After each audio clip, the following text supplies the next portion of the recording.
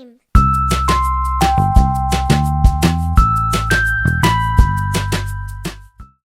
Chapter 85, The Guests. After traveling in secret, after running in fear, our friends were safe at last. But their problems weren't over yet. Although Roz had a brand new body, she had the same old mind, and most humans simply weren't ready for an emotional, curious, wild robot.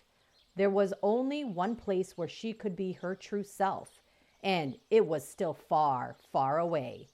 "Dr. Malovo, you have already been so kind to me and my son," said the robot, "but I must ask you for one last favor."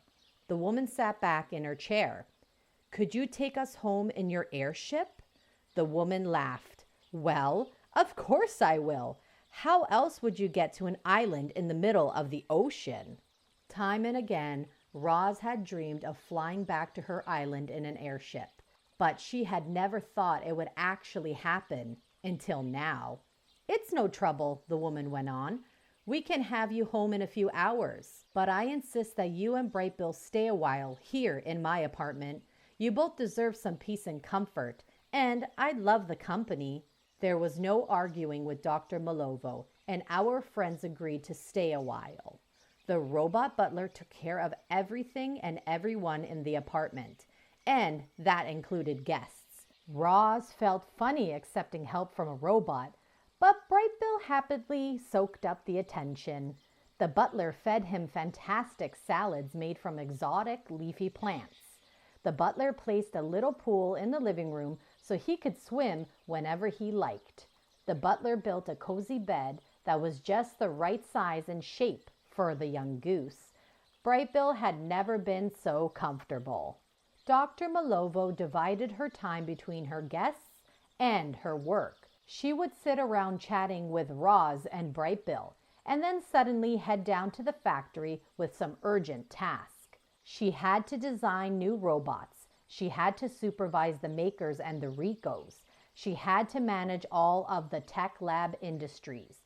Even at her old age, Dr. Malovo was still consumed by a passion of robots.